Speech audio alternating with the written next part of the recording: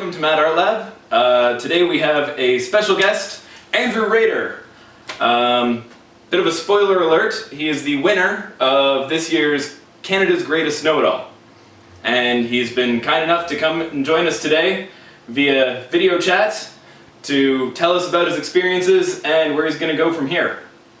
So, before we start, Andrew, tell us a bit about yourself. Where are you from? What do you do? I'm from Ottawa. I am an aerospace engineer. I got my PhD at MIT studying long-duration human spaceflight, how to keep humans alive in space, keep them alive and healthy. Can we? Can we keep humans alive and healthy? Absolutely. There's a lot of countermeasures you can use. Right now they try things like exercise regimes, which do help, but it's not all the way. There's a number of things you encounter in space that cause humans to become unhealthy.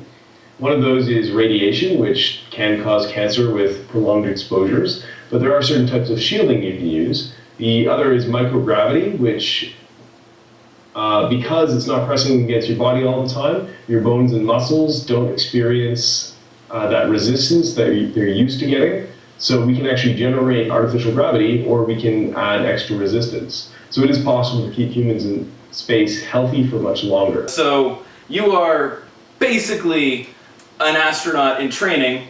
So how did you end up on Canada's Greatest Know-It-All, which is basically a game show?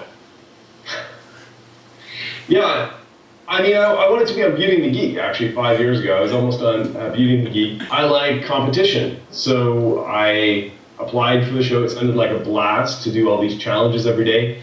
But I think actually being on Canada's Greatest Know-It-All is a lot like being a baby. You get a lot of attention, you get people feeding you, taking care of you, driving you around all the time. So you get all that attention, but you're kind of like a baby that's always up for adoption, because you could be gone out the door any minute. How did I get on the show? I just applied. They circulated an application form around work, and I thought, this sounds like a lot of fun. This sounds like it could be a really good life experience.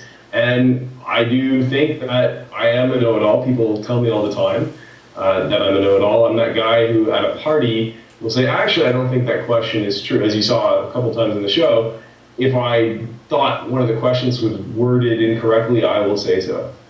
Where were you working that people would hand around that kind of application? I was working at ComDev at the time in Cambridge, Ontario. At ComDev, we developed space missions, so I was working on space telescopes and satellite missions and constellations, anything to do with Canadian space. I was working on several Canadian space missions, mostly microsatellites, which is becoming big these days, try to keep the cost down, and some other space missions as well. What's a microsatellite? Microsatellite is a dishwasher-sized satellite that can be launched on a rocket as a secondary payload. So it's a really small satellite with more limited functions, but you can launch it into space much more easily, so it's a lot cheaper. You can launch a swarm of them or a constellation of them. And the natural progression from this was hurling yourself out of an airplane to do word puzzles. Apparently it was. I did not see that airplanes was in the cards. I actually am a pilot, but actually I've never contemplated jumping out of the airplane. So, given we don't have enough time to really get to know you, and our audience will want to pigeonhole you appropriately, I have some quick questions for you.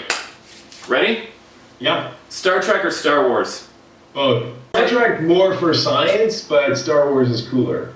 Neil deGrasse Tyson versus Bill Nye?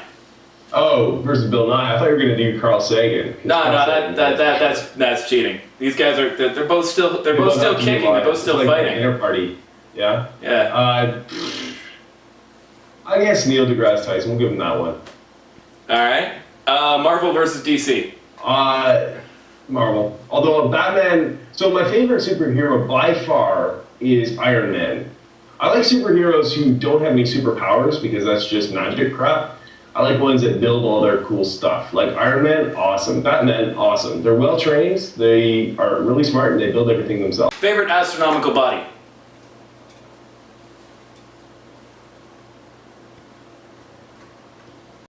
Ceres, yeah. It was originally classified as a planet. It was discovered in 1806 and is, in fact, now a dwarf planet. When Pluto got downgraded to dwarf planet, Ceres got upgraded. And I think Ceres is one of the most interesting places in our solar system. It probably has liquid water under the surface, just like Europa. And it's a perfect stepping stone in going to the outer planets. It's in between Mars and Jupiter, and it's a pretty good way station. Pretty low gravity, it'd be easy to get a spacecraft there. In fact, a lot of the asteroids would be easier to get to than the moon in terms of energy. Harder questions. More about Canada's greatest know-it-all and reality television. Reality television. So, reality TV has sort of a bad reputation for celebrating ignorance and humanity's inhumanity to man and woman's inhumanity to woman and all the permutations and combinations thereof. Did you find Canada's greatest know-it-all following that trend? Yeah, I think that's true. I personally am not a big fan of reality TV, and I was actually a bit ambivalent about the show at first, and I did go and watch some of the episodes to see if they make you look like an idiot, basically. And I thought that people came off looking pretty well, and also that I could probably beat them. Therefore, I decided that it probably was worth doing.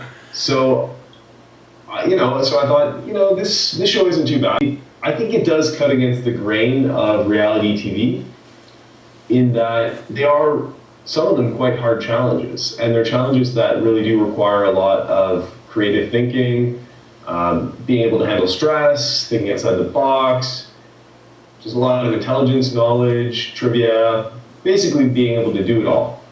Did you have a favorite challenge? Favorite challenge? Well, the maps, of course. Making a map of the world, how's that not awesome? I also really liked orienteering. Running through the woods is one of my favorite things to do in the entire world. Editors, especially in reality TV, have the power to make people appear however they want. Did you find they did that a lot to you? And did you come off on TV very different than you are in real life? Yeah, I don't really think so. You're absolutely right that they could have done whatever they wanted. I think they were actually pretty gentle. The editors, I think the whole production crew had a strong desire to capture who we really were. I think maybe because you're only on screen for a short amount of time, maybe you end up being a bit of a stereotype. So maybe I come off as a bit like Sheldon or something like that.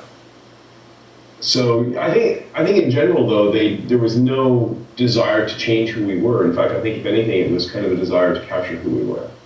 Going on to Canada's Greatest Know-It-All, were there any big surprises? Were there any expectations you had that were utterly shattered? Yeah, actually, the thing that surprised me the most was, A, how different everyone was. And in that sense, I guess we were a little bit like stereotypes. Everyone had their thing. We had builders and artists and scientists, and everyone was very much that. But the other thing that surprised me was how much I liked everyone. We all really got along well for the most part. There were a few issues with Ben and Scott, but for the most part, everyone really got on extremely well. It was almost like a summer camp kind of experience, and you came home just being really good friends with everyone. Awesome. All right, changing gears a bit. I read something that you are trying to get yourself into low Earth orbit using a deodorant body spray as a propellant. Does that really have the thrust? Right. It takes quite a lot of propellant to get into space. So I am buying all the stocks of ACT in order to furnish enough propellant for my spacecraft. Does that really have the weight to thrust ratio that you need to achieve? No, it doesn't. So it's not working. So I decided that plan isn't a good one. I'm just going to check it out. In fact, what I am doing is I am in a competition to get into low Earth orbit. I am in a competition to get space. And my goal is to get to Mars eventually. What I would really like to do in life is apply for Mars One. Mars One is a TV show where they send you to Mars for the rest of your life, one way. Not to die, but to live. They keep sending more supplies, they keep sending more people, and the first people build the base. It's the beachhead approach. and then they send more and more people until eventually we have a self-sustaining human settlement on Mars. The first step for this I see as going into space, of course. You need to go through space to get to Mars. And the way I'd like to do this is win this competition to get to space. You can go and vote for me at voteandrew2space.com. You can also check out my Facebook site, Andrew Rader. Just search for that on Facebook and you can find all the information about the voting site. So please vote for me to go to space. It's free and really quick.